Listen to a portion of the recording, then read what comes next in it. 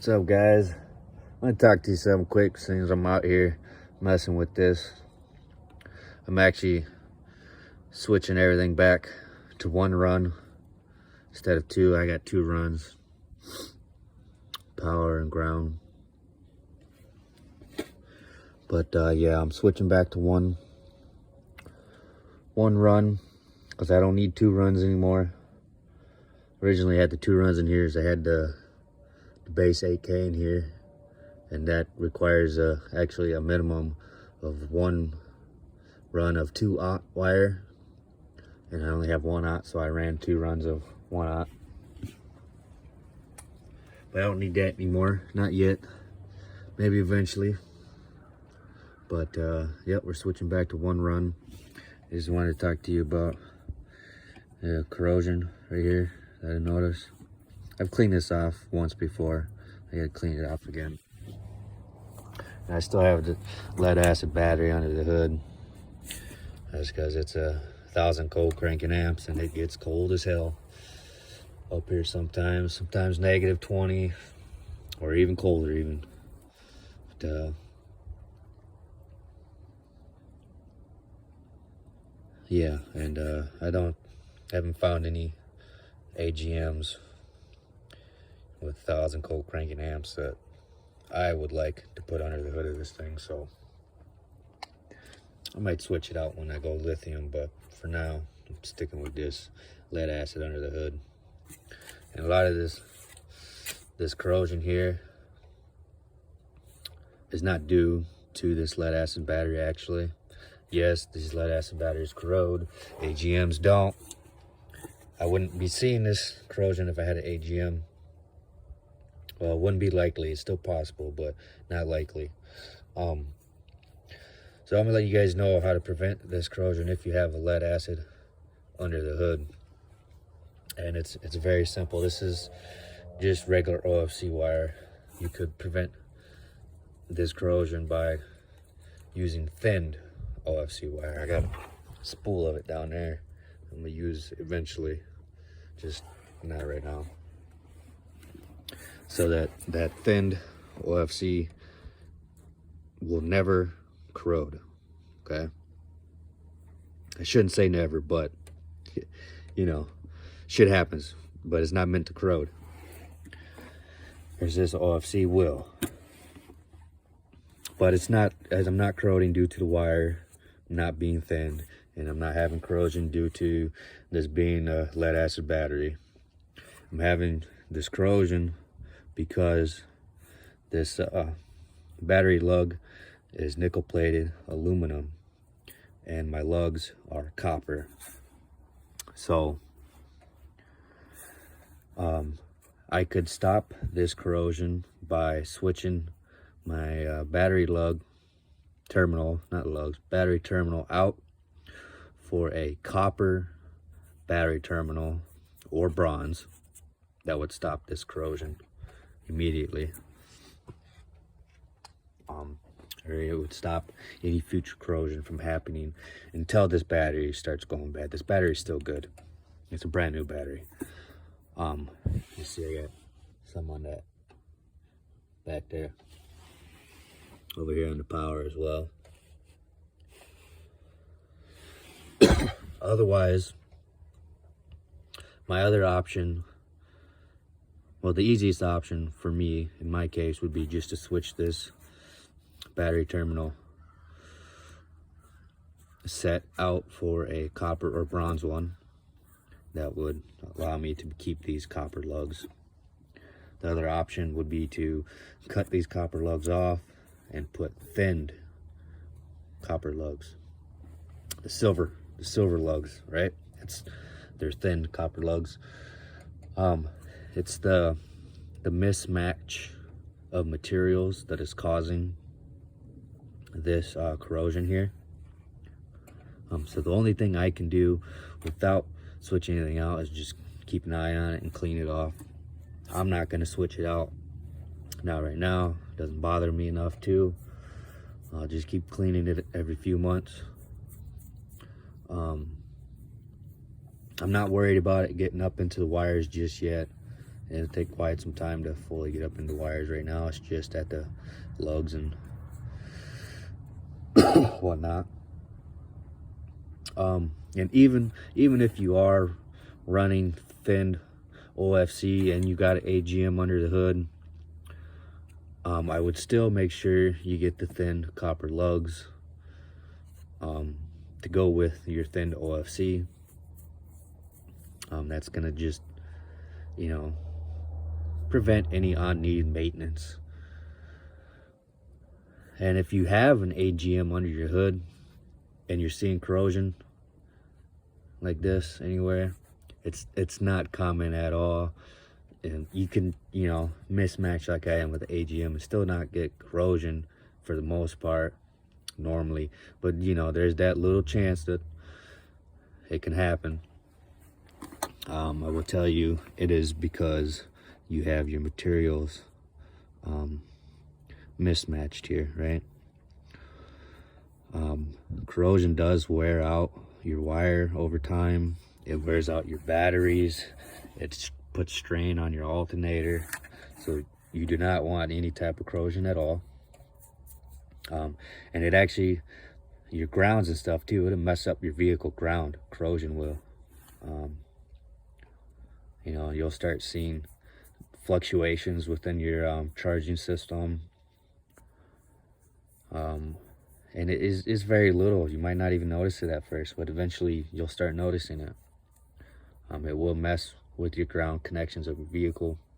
As I said before, the frame ground, your body ground, it will mess with those, and you won't be getting a clean ground anymore.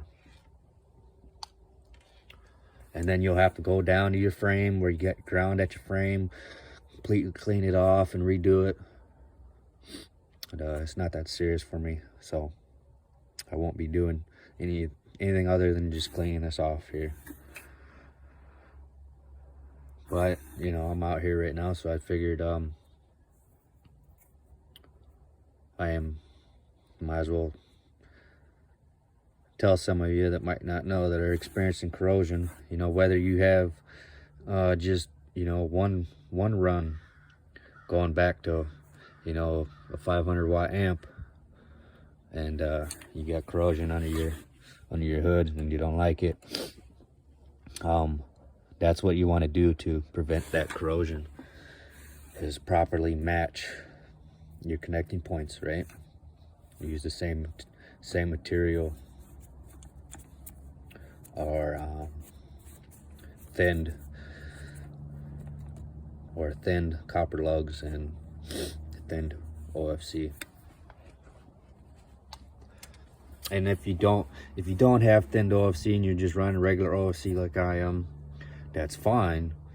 Just properly match your lugs with your terminals, right? You want to get the copper lugs and then copper or bronze battery post terminals, and you won't have any problems. Like you see this one here, there's actually no corrosion on this one, just dust. No corrosion there. This is a thinned lug, very cheap one, but there's no corrosion there.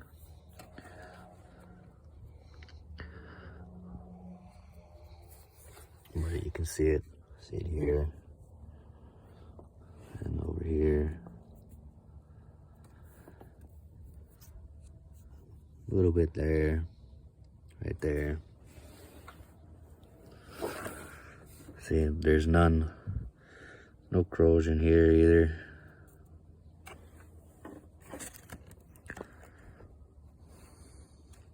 Oh yeah, there's corrosion on this one. This is actually a copper as well. It just don't look like it, but yeah, this is a copper connector too from factory. This is my starter wire. All that mumbo jumbo accessories going off of that. I don't know, guys. I hope this helps somebody out. And whether you got a 500 watt amp in the back, or you know, a 5,000 watt amp in the back, and you don't have your AGM up front, and you're worried about the corrosion. I hope that'll help you. 'Cause as long as this battery, your lead acid battery, is still good, and you're using the proper matching connections together, you're not gonna have any problems with corrosion. So thanks for watching. Peace out. Hey guys, I just want to show you guys a perfect example really quick on why I'm switching back to one run of OSC, in case anybody was wondering. It's basically because of my fuses, man. I got all kinds of different size of fuses in here, which I don't need. I need to get all them fuses down to the same size, and I can do that by switching back to one run. And my fuses are different size. Well, actually, these two are the only ones that are a different size than the rest of them, because originally I had that base 8K in here. All my other fuses from here to the front are the same size, except for these two. I put these two in not too long ago, because these were, I think, 300 amp fuses originally. Let me see, I got a couple of them right here. Yeah, 300 amp fuses. And I didn't need two 300 amp fuses for this, and I don't need two. These are 200 amp fuses. I don't need two of these 200 amp fuses for this amp as well either. A single 200 amp fuse will do just fine. I could probably get away with a 150. Well, no, I couldn't. I'll blow that 150. I know I will. But that's what you want, man. You want your fuses to blow. And in this setup here with this dual runs, they're not gonna blow, right? My fuses will not blow. I'm not gonna pull 400 amps out of this amp. However, I can pull more than 200 amps out of this amp. I know that. But they're not gonna blow. This is what they're gonna do, right? Look at that. It's melting, right? It's discolored because it's been heating up a lot, but it hasn't been enough to blow because I got this one over here. So it's drawing over the 200 amps for sure, but it's splitting between these two wires coming out of the amp here. I don't know how long this has been like this, and I don't really check on these fuses that much, but I know even if this fuse blows, I can still have my system running because of this fuse over here. And really, if you have two runs and two fuses, you want both of those fuses to be able to blow at the same time. You know, otherwise you're in that fire zone if both of your fuses don't blow at the same time. And this fuse is not blowing, but it is bad. It's not blowing, it's bad because of that burnage there.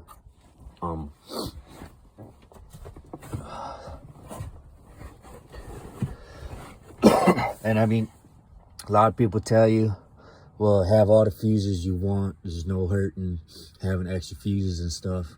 Well, there is. This is an example of the hurt. Look at that hurt right there of having so many fuses. The thing is though, if you're gonna run a ton of fuses, make sure that, you know, if your amplifier has 200 amps of draw, you run two 100 amp fuses. You don't want to run two 200 fuses. Run two 100 amp. Otherwise, you're gonna get problems like that. Now, this don't bother me, but I've already caught this thing on fire before, so it don't scare me. But I mean, in all ultimate reality, that's not really something you want to happen. So yeah, just figured I'd throw that on here too, guys. Show you my mess. I'm gonna clean this up a little bit. I've never been worried about it because I know my connections are good. It looks messy, but it is what it is. It looks that way because I got power wire and ground wire actually running down underneath the seat to a distribution block powering the other amplifier. So yeah, we're taking care of this today, guys, getting this safe so it ain't a fire hazard anymore. I guess I'll be back when I'm done.